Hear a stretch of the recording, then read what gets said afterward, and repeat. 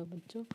First video में पढ़ा कि वृद्धि और विकास क्या होता है। हम सेकंड में पढ़ेंगे कि वृद्धि और विकास में अंतर।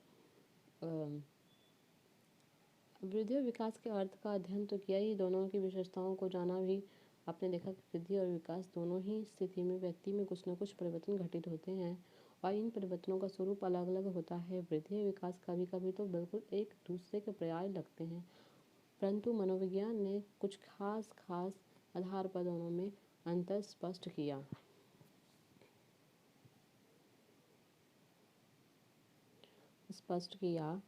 विकास एक व्यापक संप्रदाय है, जबकि वृद्धि एक विशेष प्रकार के विकास का सूचक है। विकास अनवरत चलता रहता है, जबकि वृद्धि की सीमा तय है, जहाँ आकर वह रुक जाती है। विकास संबंध मूलतः व्यक्ति की मानसिक क्रियाओं से है, जबकि वृद्धि के द्वारा मूलतः दैहिक भौतिक परिवर्तन घटित होते हैं।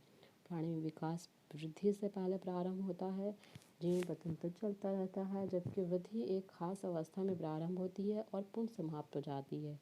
वृद्धि गर्भाधान के 2 सप्ताह बाद प्रारंभ होती है और लगभग 20 वर्ष की उम्र के आसपास समाप्त हो जाती है।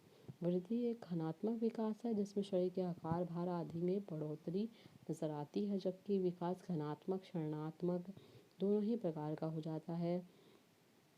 सकता है। यही कारण है कि विकास का स्वरूप गुणात्मक होता है, जबकि वृद्धि का रूप मात्रात्मक होता है। इसका सबसे अच्छा उदाहरण है वृद्धावस्था, जिसमें घटित परिवर्तनों का स्वरूप क्षणात्मक होता है, क्योंकि व्यक्ति की दृष्टि क्षमता, श्रवण क्षमता, जनन क्षमता आदि में भारी गिरावट देखी जाती है।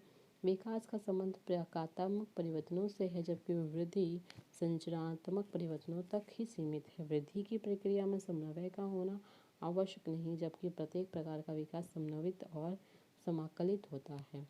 विकास का एक निश्चित पैटर्न होता है, जबकि वृद्धि के पैटर्न में घोर व्यक्तिगत भिन्नता पाई जाती है।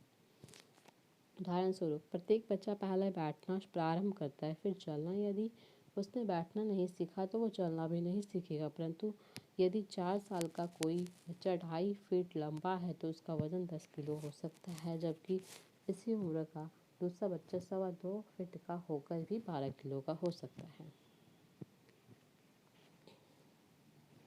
वृद्धि मूलतः परिपक्वता का परिणाम होती है, जबकि विकास परिपक्वता और अधिगमन दोनों का ही प्रतिफल होता है। वास्तव में विकास परिपक्वता अधिगमन की अंतक्रिया का परिणाम है। अब हम विकास की विशेषता पढ़ेंगे। विकासात्मक अध्ययनों से विकास प्रक्रिया के विषय में कुछ मौलिक पूर्ण कथनीय तथ्यों पर प्रकाश पड़ा। यह तथ्य विकास की प्रणाली को समझने के लिए आवश्यक है। इन्हें विकास के नियमों और विशेषताओं के रूप में जाना जाता है। बच्चे जिस विकास प्रक्रिया से गुजरते हैं उसकी कुछ विशेषताएं होती हैं, जो सभी विकासशील बच्चों में समान रूप से पाई जाती हैं। उनमें कुछ प्रमुख विशेषताओं का वर्ण नीचे प्रस्तुत है। विकास एक निश्चित प्रणाली होती है। विकास के क्रम में आकार बड़ा होता है, नई विशेषताएं उभरती हैं, पुरानी विशेषताएं लुप्त होती हैं इत्यादि। यह सभी परिवर्तन पूर्ण तरह नियमित ढंग से हैं तथा एक प्रणाली के अनुसार होते हैं। विकास तो जन्म के लेने वाले सभी प्राणियों में होता है और प्रत्येक जाति के प्राणी विकास की एक निश्चित प्रणाली होती है। गेसल का विचार है कि 2 बच्चों का विकास एक समान नहीं होता, परंतु सबों की विकास प्रणाली एकदम एक समान होती है। विकास की प्रत्येक अवस्था पिछली अवस्था से निकली हुई होती है और अगली अवस्था के लिए आधार होती है। यही बात एक प्रणाली स्वरूपी है। बच्चों के शरीर वह गति विकास को ही ले तो इनमें 2 स्पष्ट प्रणालियाँ दिखाई देती है, शीश पूछ क्रम तथा निकट दूरस्थ क्रम। शीश पूछ क्रम जन्म से पहले जन्म के बाद दोनों अवस्थाओं के विकास की प्रणाली स्पष्ट दिखाई देती है। जन्म के समय बच्चों के शारीरिक आकार को देखें तो सबसे बड़ा सिर, उससे कम गर्दन, हाथ, छाती, सबसे कम विकसित पाँव होता है और जन्म से पहले सर्वाधिक विकास शरीर के ऊपरी भागों में ही हुआ, निचले भागों में क्रमशः विकास कम हुआ। गति विकास को देखें तो बच्चे पहले गर्दन पर नियंत्रण करता है, तब छाती और हाथ की क्रियाओं पर, उसके बाद कमर पर नियंत्रण होता है, तब ठेहुना पर और अंत में घुटना की क्रियाओं पर नियंत्रण होता है। स्पष्ट हुआ कि विकास ऊपर से नीचे की ओर शीश से पूंछ की ओर बढ़ता है। निकट से दूरस्थ क्रम मतलब शीश पक्ष क्रम से ही संबंधित विकास का एक लक्षण निकट से दूरस्थ क्रम भी है। हमारे हाथ पांव के भी शीर्षक और पूंछ होते हैं। कंधा के पास बाहर का शीर्षक है और कमर के पास पांव का शीर्षक है। बाह को ही ले ले। बच्चा पहले संपूर्ण बाह की क्रिया पर नियंत्रण प्राप्त करता है, तब कोहनी की क्रियाओं पर नियंत्रण, फिर कलाई, अंत में उंगलियों की क्रियाओं पर नियंत्रण प्राप्त करता है। इसी प्रकार पाँव की गति के विकास में पहले जांघ की क्रियाएं विकसित होती है, फिर ढेवनों, फिर अंत में पाँव की उंगलियों पर नियंत्रण होता है। इस विकास क्रम से स्पष्ट है कि शारीरिक अंगों के जो भाग केंद्र के निकट होते हैं उन्हीं क्रियाओं का विकास पहले होता है। मस्तिष्क और सुषुम्ना शरीर के केंद्र में माने जाते हैं। हाथ और पाँव का जो भाग सुषुम्ना के निकट है उससे क्रिया पहले विकसित होती है और केंद्र से दूर के भागों में विकास बाद में होते हैं। यदि निकट दूरस्थ विकास क्रम है जो स्पष्टतः शीश पूंछ क्रम के ही समान है, किसी अंग के निकटवर्ती भाग उसके शीर्षक के समान है जो पहले विकसित होते हैं, और दूरस्थ भाग पूंछ रूपी है जो बाद में विकसित होते हैं। विकास की एक निश्चित प्रणाली होती है। यह बात केवल शारीरिक क्रियात्मक विकास में ही नहीं बल्कि मानसिक विकास और संवेग, भाग और सामाजिकता आदि के विकास में ही एक निश्चित क्रम और संगठन पाया जाता है। संवेग का ही विकास देखें तो पहले बच्चे में एक सामान्य उत्तेजितावस्था होती है, फिर आयु बढ़ने में प्रसन्नता और खेद के संवेग विकसित होते हैं। आयु जब और बढ़ती है तो प्रसन्नता और खेद दोनों के अनेक निश्चित संवेग विकसित होते हैं। विकास सामान्य से विशिष्ट ही हो जाता है। मनुष्य पहले सरल फिर कठिन होता जाता है। प्रारंभ में बच्चे की सभी शारीरिक मानसिक क्रियाएं सामान्य ढंग की होती हैं, अर्थात उनका कोई निश्चित रूप नहीं होता। इन्हीं सामान्य क्रियाओं से विशिष्ट प्रतिक्रियाएं विकसित होती हैं। आरंभ में शरीर के किसी भी भाग को उत्तेजित करें, संपूर्ण शरीर पर एक सामान्य क्रिया उत्पन्न होती है। धीरे धीरे वह केहूनी, फिर कलाई, फिर अंग में उंगलियों पर नियंत्रण कर लेता है। संवेग के विकास में विशेषता स्पष्ट दिखाई देती है कि पहले सभी उद्दीपनों पर सामान्य उत्तेजना रहती है और आगे चलकर उत्तेजना की दो रूप हो जाते हैं, प्रसन्नता और खेद। और अधिक विकसित होने पर प्रसन्नता से अनेक निश्चित संवेग उत्पन्न होते हैं और हर्ष, उल्लास, स्नेह, प्रेम इत्यादि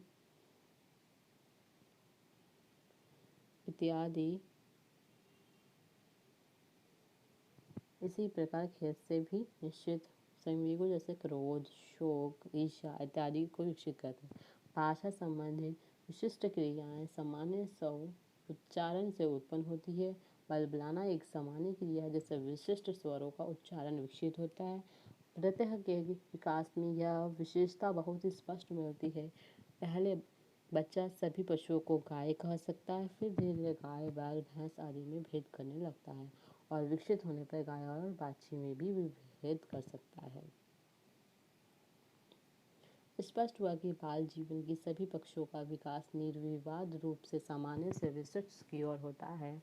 विकास विराम गति से होता है। गर्भाधान के समय जो विकास आरंभ होती है वो निरंतर बिना किसी विराम के मृत्यु समय तक चलती रहती है। कोई भी विशेषता अचानक उत्पन्न नहीं होती और न विकास को कोंडू अवस्था अचानक टपक पड़ती है, बल्कि बहुत धीरे धीरे उनका विकास होता है। हर नई विशेषता पुरानी विशेषता से विकसित होती है। कहें तो विकास की कई अवस्थाएं मानी जाती हैं: शैशवावस्था, बचपनावस्था, बाल्यावस्था, किशोरावस्था इत्यादि। परंतु यह कभी नहीं समझना चाहिए कि दो अवस्थाओं के बीच कोई खाई होती है, बल्कि हर नई अवस्था किसी पुरानी अवस्था की ही कड़ी होती है।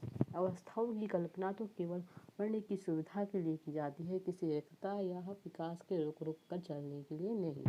विकास प्रक्रिया एक क्षण के लिए भी नहीं रुकती। बच्चे में जो विशेषता आज प्रकट हुई उसकी शुरुआत बहुत पहले हो चुकी होती है। जन्म का दौरान ही भाषा विकास का आरंभ बिंदु है। दांत बनने की प्रक्रिया तो बच्चे गर्भ के 5वें महीने से ही आरंभ हो जाती है, जबकि जन्म के 6 महीने बाद दांत प्रकट होता है। मानसिक क्रियाओं के विकास की निरंतरता अखंडता स्पष्ट दिखाई देती है।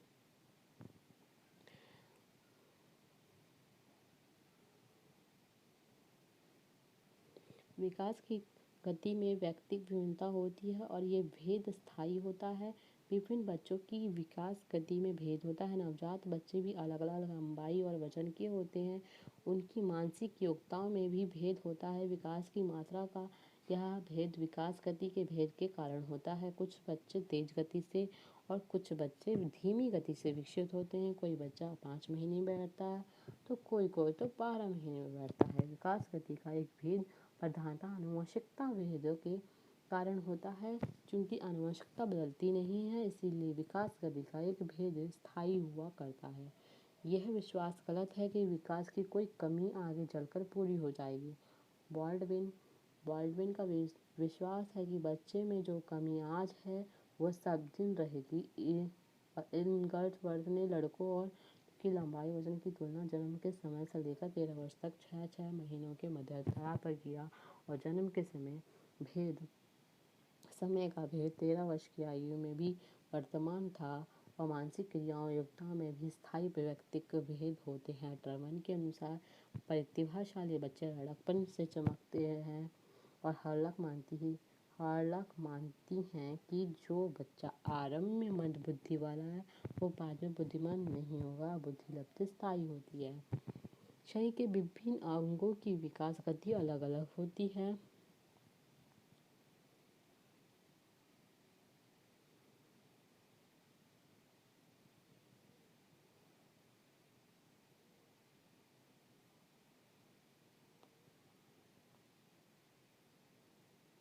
विकास तो शरीर के सभी अंगों सभी मानसिक क्रियाओं में हर समय अविराम गति से रहता है, परंतु समय विशेष में सभी शारीरिक अंगों उनकी क्रियाओं और मानसिक क्रियाओं का विकास एक गति से नहीं होता। यही कारण है कि सभी विशेषता एक साथ परिपक्व नहीं होती। जन्म के बाद सिर की तुलना में पाँव अधिक तेजी से विकसित होता है। संवेदी विकास के अनुसार ही विभिन्न बौद्धिक योग्यताएं भी अलग अलग गति से विकसित होती हैं। सृजनात्मक कल्पना बाल्यावस्था में तेजी से बढ़ती है और युवावस्था तक परिपक्व हो जाती है, जबकि तड़कना धीमी गति से बहुत तक विकसित होती रहती है। बच्चों के अधिकांश गुणों का विकास सहसंबंधी होता है। पहले एक अवैज्ञानिक विश्वास फैला हुआ था कि विभिन्न गुणों के विकास में बच्चे भले ही एक दूसरे से आगे पीछे हों, परंतु सभी गुणों के विकास का औसत बराबर होता है। ऐसा विश्वास था कि यदि कोई बच्चा एक गुण में पीछे है तो दूसरे गुण में आगे होगा, जिसके फलस्वरूप गुणों का औसत बराबर हो जाता है। यह विश्वास गलत सिद्ध हो चुका है। मोहसम ने अपने अध्ययनों से यह सिद्ध किया कि यदि बच्चा किसी एक गुण में औसत से आगे है तो दूसरे गुण में औसत से आगे ही रहेगा, अर्थात गुणों के विकास में सहसंबंध होगा। यदि बच्चे की बुद्धि अधिक है तो उसकी भाषा, सामाजिकता आदि भी अधिक ही होगी। हॉलॉक के अनुसार बुद्धिमान बच्चे का लैंगिक विकास बुद्धिहीन बच्चों के से पहले होता है और मंद बुद्धि वालों का शारीरिक विकास भी कुंठित रहता है। स्पष्ट हुआ कि बाल विकास के विभिन्न क्षेत्रों के